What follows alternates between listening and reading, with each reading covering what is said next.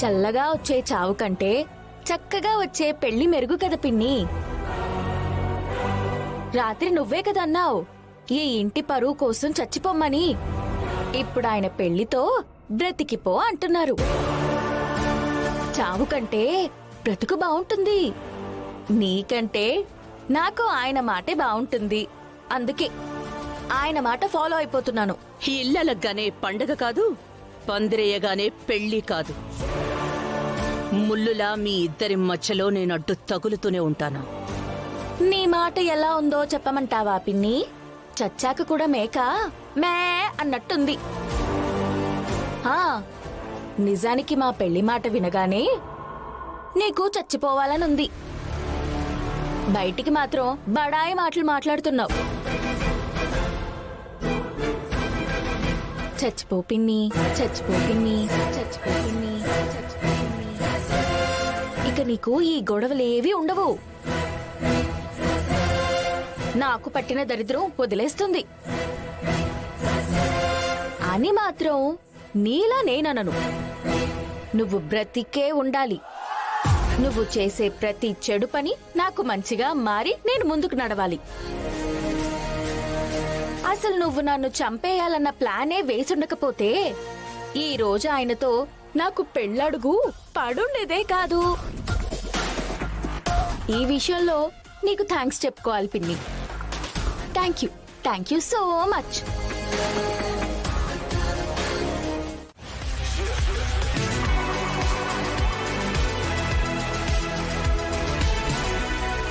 నేను చూసుకుంటాను cherry. You don't worry, relax.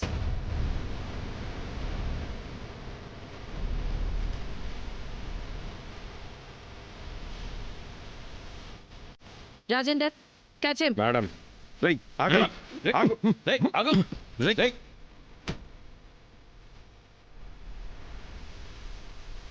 రేయ్ వదలకండి ఆగరా రేయ్ రేయ్ ఆగరా రేయ్ ఆగరా ఆగు ఆగు రేయ్ ఆగరా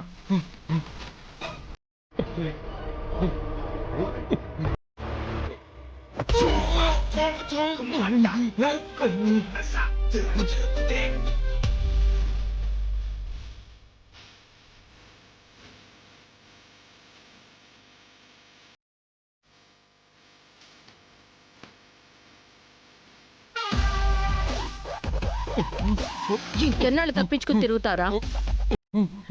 నీ చాప్టర్ క్లోజ్. తీసుకెళ్ళండి నడవరా నడు.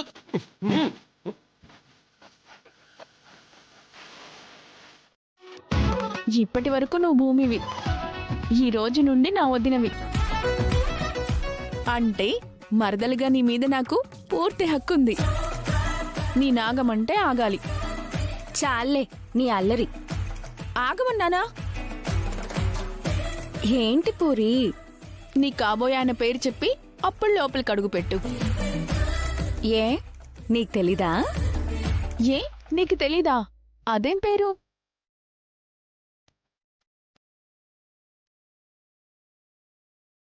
చూడండి అత్తయ్య, పూరి ఎలా అల్లరి చేస్తుందో. చూస్తున్నానమ్మా. ఏదో దాని సరదా దానిది. ఆ పేరేదో చెప్పియచ్చుగా.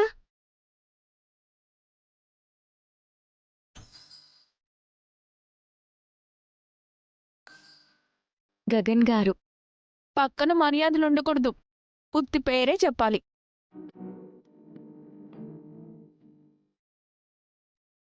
గగన్ సరేనా? ఇప్పుడు లోపలికి రా. Thank you.